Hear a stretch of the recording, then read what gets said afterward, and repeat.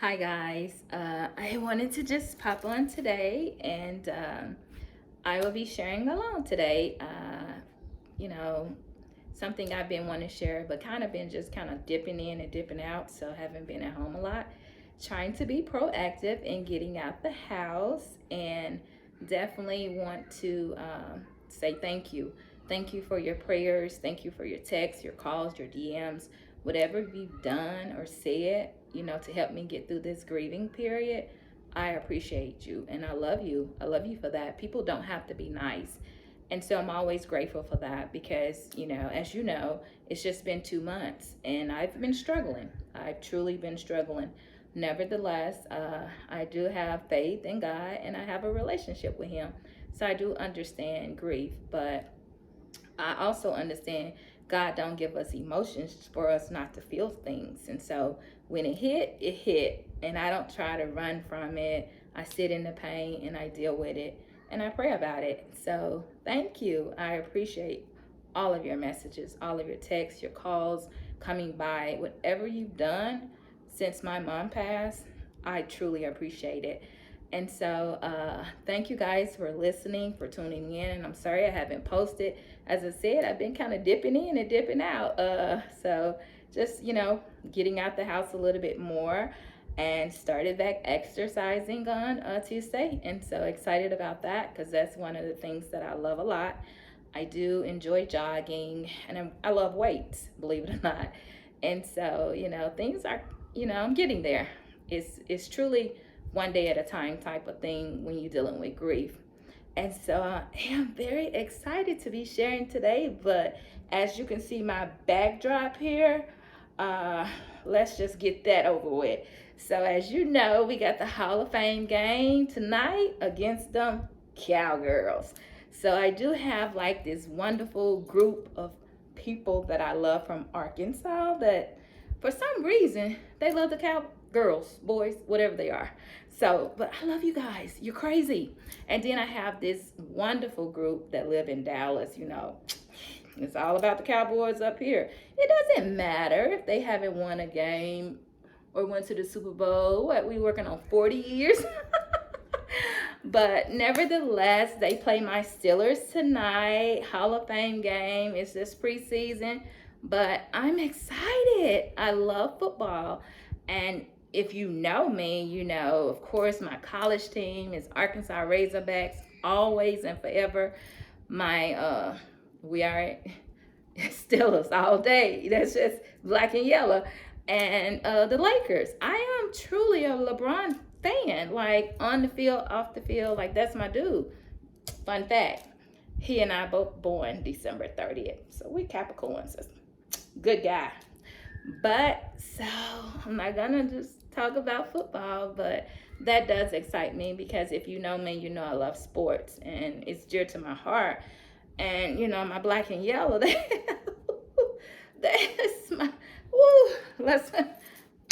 They got my heart up in here. So, but I'm gonna go ahead and share today, and I don't have a guest today. It'll be just me, and I'll have a guest next week. I'm trying to get back on my weekly, posting.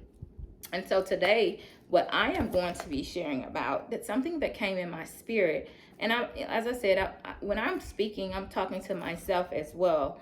And hopefully something will be said that'll help somebody. Because if God brings something to my spirit that I need to talk about, then I'm going to get on here and talk about it. And He did. And it's basically about preserving your peace. And we know peace is a big deal. That's part of our everyday life. It affects our work. It affects our relationships. It affects our mental health. It affects our physical health. Because if you don't have peace, it's almost impossible to be like happy or in a good place.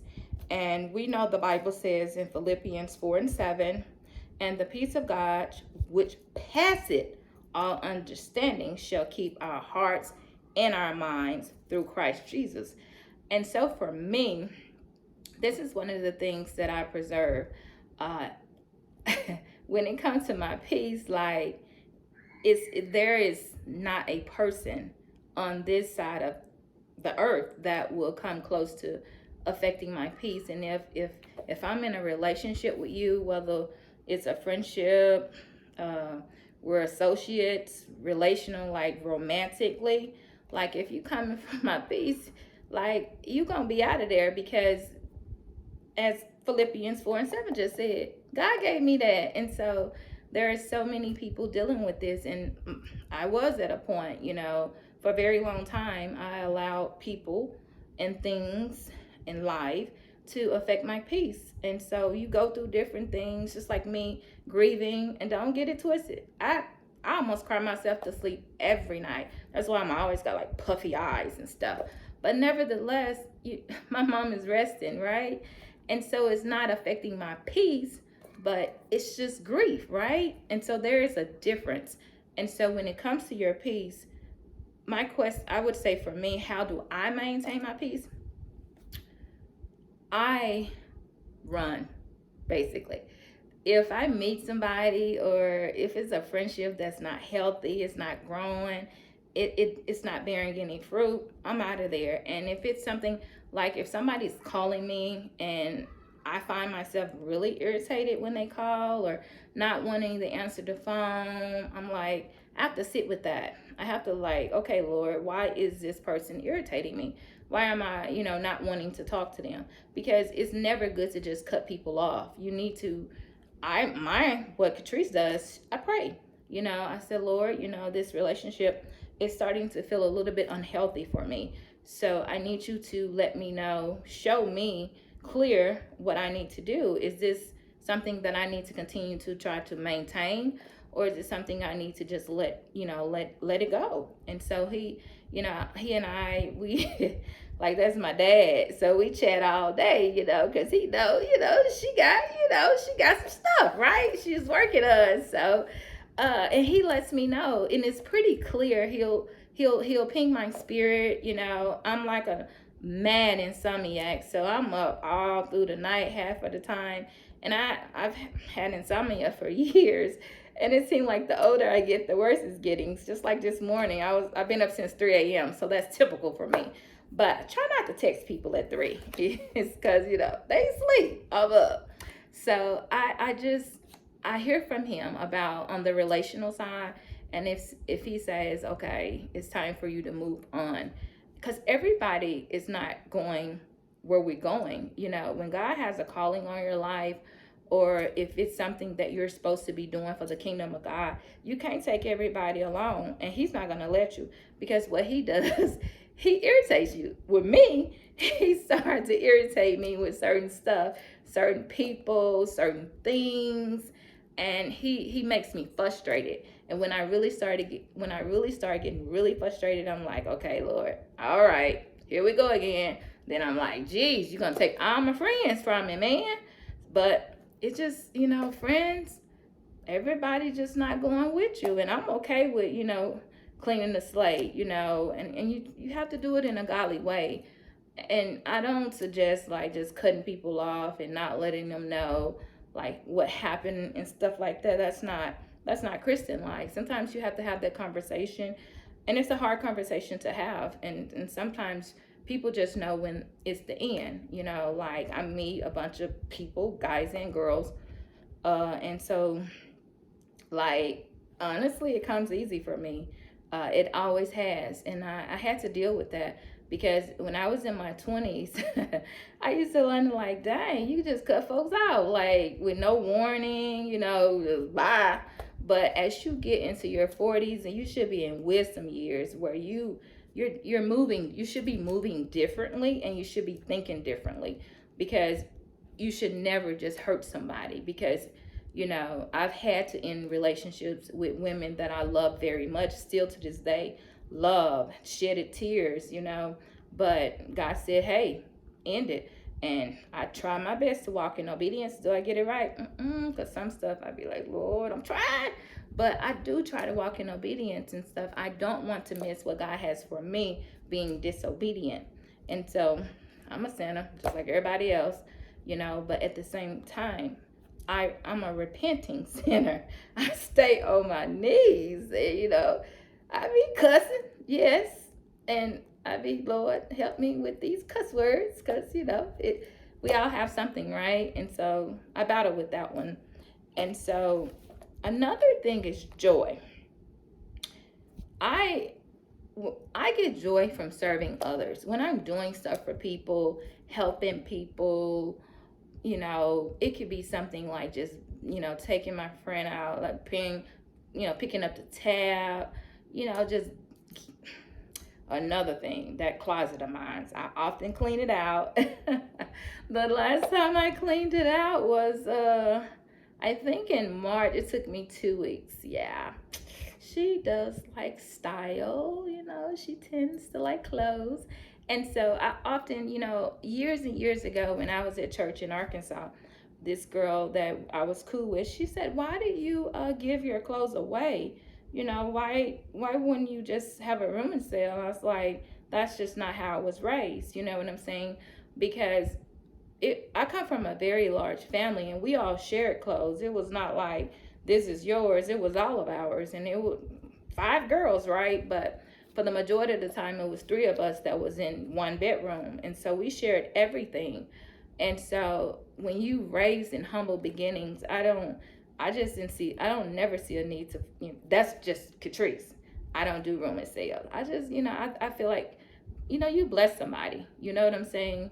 And because a lot of times, like where I'm at now in my life, I never would have thought I would be here. You know what I'm saying? Happy, healthy, able to take care of myself, living my best life. Yes, she is.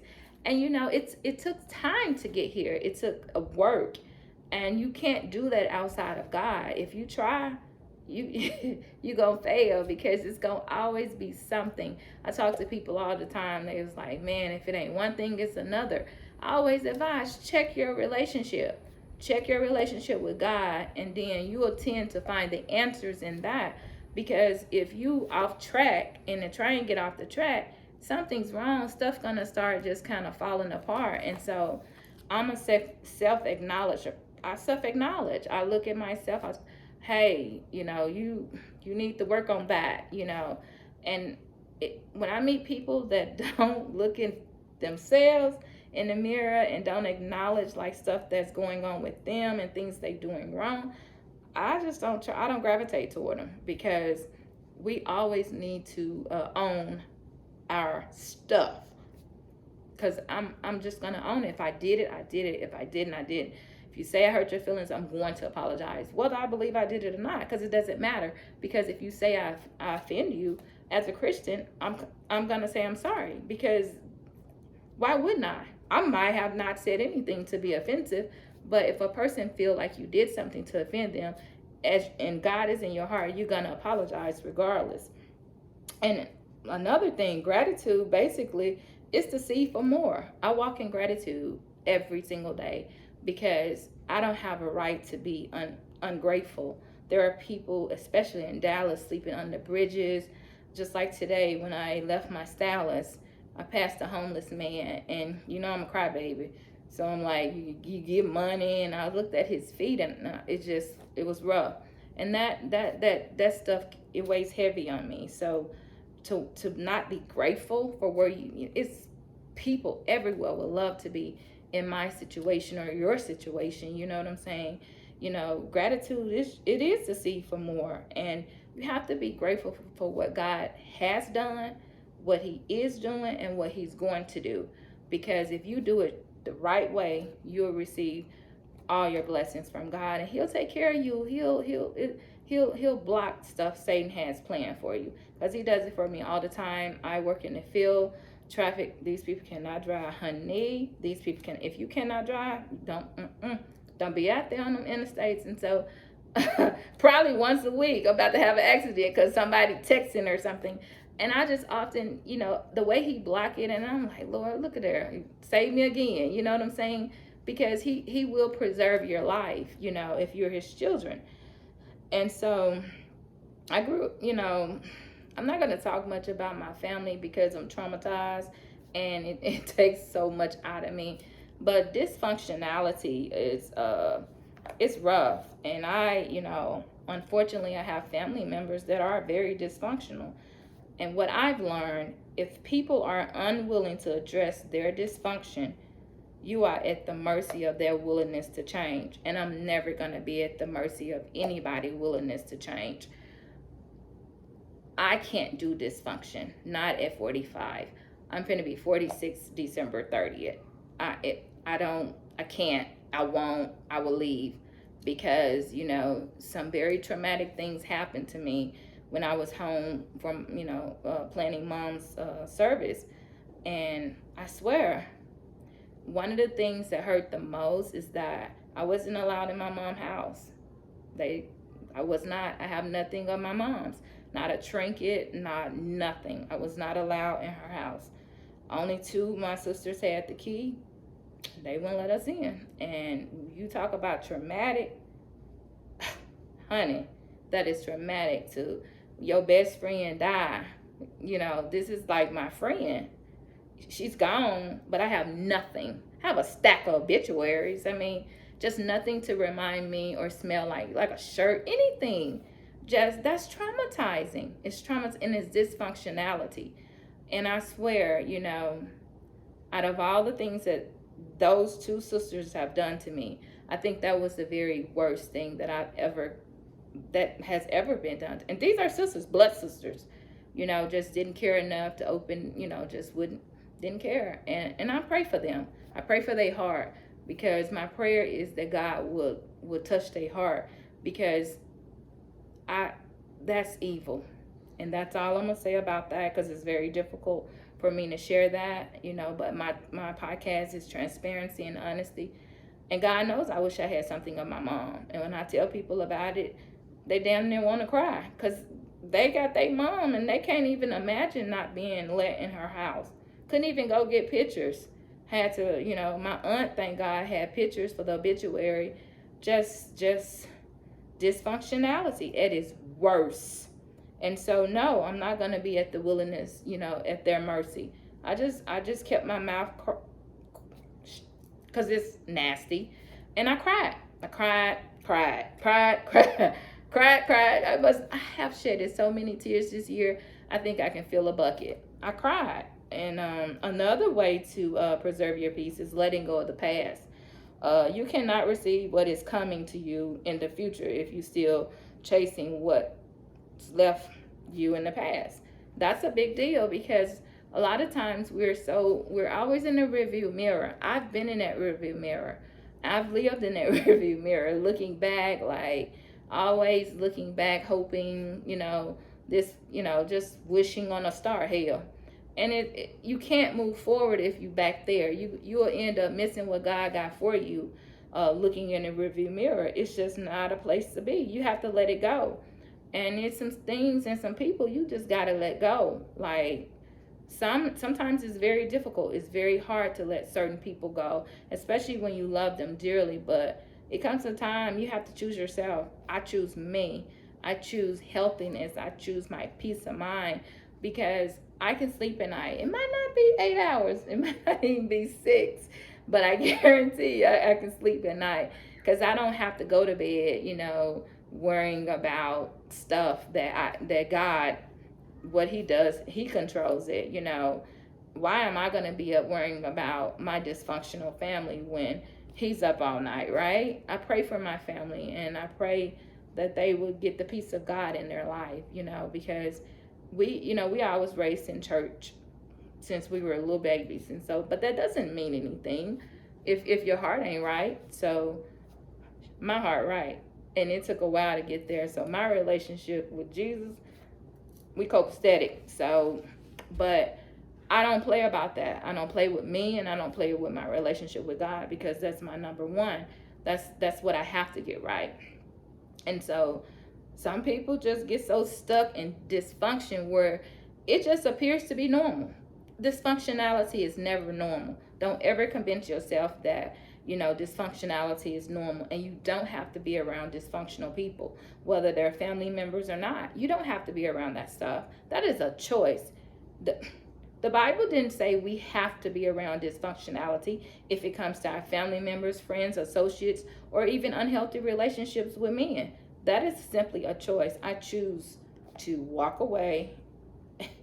I holler, but I'm always going to be praying for you because, who don't want their family saved? You know what I'm saying? And so I've made peace with my past, and that's another part of maintaining your peace, preserving it, and I thank God for that. I thank God that I'm at peace now. Yeah, traumatized, yeah, sad, yeah, grieving. But there are people that generally love and care about me, that check on me and actually is praying for me. And so I'm so grateful for that. So grateful. And so my takeaway would be preserve your peace at all costs. If it's a relationship with a male or a female, or dysfunctionality in your family, friends, or whatever, if it's causing you your peace, that's too expensive. Because peace above all understanding. That's what the Bible says. And so, and I'm big on peace because I ain't got time. I'm out here, I'm living, I'm enjoying myself. Football finna start, and I'm like right there. I would be sitting at a bar watching that game because I have to watch the Steelers beat the Cowboys on about 4 different screens because it's so. I just love it because they're so sorry. Sorry, Nikki.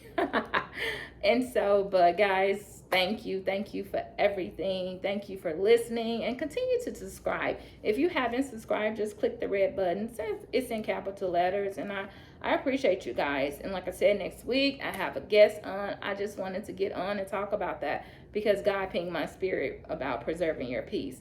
And so if you find it very difficult to get out of the relationship, whether it is just, remove yourself, just ask God to give you strength, because I've had to do that. And going down there with my mom and planning her funeral, that was one of the hardest things that I've ever had to do. I couldn't grieve. I had to take care of business. And they was throwing everything at me, just darts, just trying to just get me. And they was getting me, but they didn't know. I was in there crying every night, but I just did what I had to do.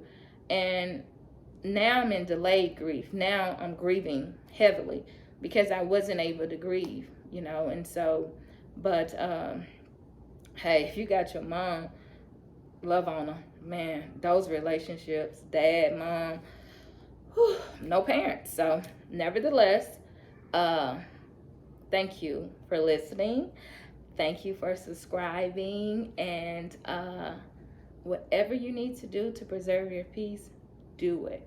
Whatever it is. Because if people have your peace, they got your mind. And I'll sign off with that. And guys, I will see you next week with a guest. And so have a great weekend and watch this Hall of Fame game, because we basically opening up preseason, honey. Steelers live. Y'all need to recognize 6 rings. 6. Don't forget that. Bye.